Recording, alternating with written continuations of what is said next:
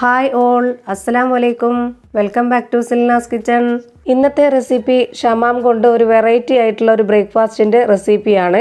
ഏത് തരം കറികളുടെ കൂടെയും കഴിക്കാൻ പറ്റുന്ന അടിപൊളി ഒരു റെസിപ്പിയാണിത്. അപ്പോൾ നമ്മുടെ വീഡിയോ സ്കിപ്പ് ചെയ്യാതെ മുഴുവനായിട്ടും കണ്ടിരുന്നാലേ എങ്ങനെയാണ് ഈ റെസിപ്പി തയ്യാറാക്കുന്നതെന്ന് മനസ്സിലാവുള്ളൂ. റെസിപ്പിയിലോട്ട് കടക്കുന്നതിന് മുമ്പായിട്ട് എൻ്റെ ചാനൽ ആദ്യമായിട്ട് കാണുന്നവരാണെങ്കിൽ പ്ലീസ് ഒന്ന് സബ്സ്ക്രൈബ് ചെയ്തേക്കണേ. ഇനി നമുക്ക് റെസിപ്പിയിലോട്ട് കടക്കാം. അപ്പോൾ ഞാനിപ്പോൾ ഇവിടെ എടുത്തിട്ടുള്ളത് ചെറിയൊരു പഴുത്ത ഷമാമാണ്. ഈ ഷമാമ് രണ്ടാക്കി കട്ട് ചെയ്തതിന് ശേഷം അതിലൊരു പകുതിയാണ് ഞാനിപ്പോൾ എടുക്കുന്നത്.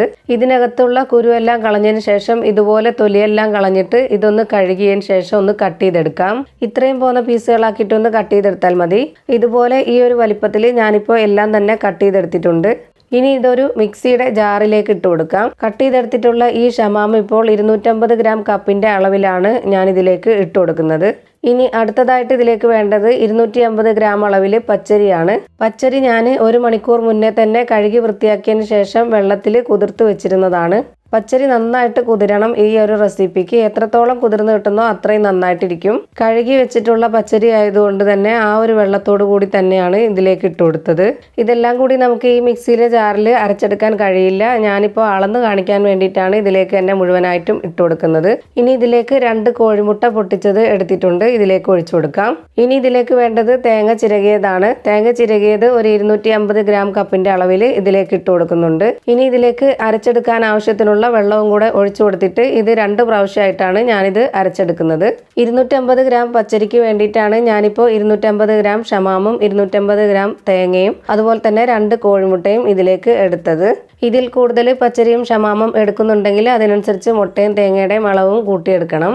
ഇപ്പോൾ ഞാനിത് നന്നായിട്ട് അരച്ചെടുത്തിട്ടുണ്ട്. എത്രത്തോളം അരയ്ക്കാൻ പറ്റുന്നോ അത്രയും നന്നായി അരച്ചതിന് ശേഷം ഒരു പാത്രത്തിലേക്ക് അരിപ്പ വെച്ച് കൊടുത്തിട്ട് ഇതിലേക്ക് അരിച്ചൊഴിച്ചു കൊടുക്കാം. ഒട്ടും തരിയില്ലാതെ നല്ല നൈസായിട്ട് വേണം നമ്മളിത് അരിച്ചെടുക്കാനായിട്ട്. എന്നാൽ മാത്രമേ നമ്മൾ ഉണ്ടാക്കിയെടുക്കുന്ന ബ്രേക്ക്ഫാസ്റ്റും അത്രയും നന്നായിട്ടിരിക്കുള്ളൂ. ഇനി നിങ്ങളുടെ വീട്ടിൽ ഇതുപോലെ ഷമാം മേടിക്കുമ്പോഴത്തേക്ക് ജ്യൂസായിട്ട് മാത്രമല്ല നമ്മൾ ഇതുപോലെ നമുക്ക് ബ്രേക്ക്ഫാസ്റ്റ് ആയിട്ടും നമുക്ക് ഉണ്ടാക്കി കഴിക്കാൻ പറ്റും. നല്ല ടേസ്റ്റാണ് ഇത്. നിങ്ങൾ ഒരു തവണ കഴിച്ചു കഴിഞ്ഞാൽ നിങ്ങൾക്ക് ഇടയ്ക്കൊക്കെ ഉണ്ടാക്കി കഴിക്കാൻ തോന്നും. അതുപോലെ തന്നെ നമ്മുടെ വീട്ടിലേക്ക് വരുന്ന ഗസ്റ്റുകൾക്കൊക്കെ ഒരു വെറൈറ്റി ആയിട്ട് ഷമാം വീട്ടിലിരിപ്പുണ്ടെങ്കിൽ ഇതുപോലെ ചെയ്തു കൊടുത്തു കഴിഞ്ഞാൽ അവർക്കും നന്നായിട്ട് ഇഷ്ടപ്പെടും. ഏത് കറിയുടെ കൂടെ വേണമെങ്കിലും കഴിക്കാൻ നല്ല ടേസ്റ്റാണ്. ഏറ്റവും കൂടുതൽ ടേസ്റ്റ് ഇറച്ചിക്കറികളുടെ കൂടെ കഴിക്കാനാണ്. ആദ്യത്തെ ഒരു ട്രിപ്പ് ഞാനിപ്പോൾ അരിപ്പയിൽ അരിച്ചെടുത്തതിന് ശേഷം രണ്ടാമത്തത് ഒഴിച്ചു കൊടുത്തിട്ടുണ്ട്. അതും കൂടെ നമുക്ക് ഇതിലേക്ക് അരിച്ചൊഴിച്ചു കൊടുക്കാം. ഇത് അരച്ചെടുത്തിട്ടുള്ള ജാറിലേക്ക് 1 ഗ്ലാസ് വെള്ളം ഒഴിച്ചു കൊടുത്തതിന് ശേഷം ഒന്ന് നന്നായിട്ട് ഇളക്കിയെടുത്തിട്ട് ഇതിലേക്ക് ഒഴിച്ചു കൊടുത്തിരുന്നു. ഇപ്പോൾ മുഴുവൻ മാവും അരിപ്പയിൽ അരിച്ചു മാറ്റിയിട്ടുണ്ട്. ഇനി ഇതിലേക്ക് ആവശ്യത്തിനുള്ള ഉപ്പിട്ട് കൊടുക്കാം. ഇനി ഇത് നല്ലപോലെ ഒന്ന് ഇളക്കി യോജിപ്പിച്ചെടുക്കാം. ഈ ഒരു മാവിൻ്റെ പരുവം നല്ല ലൂസും ആവരുത്, എന്നാൽ നല്ല കട്ടിയും ആവരുത്. ഇതുപോലെ വേണം ഇരിക്കാനായിട്ട്.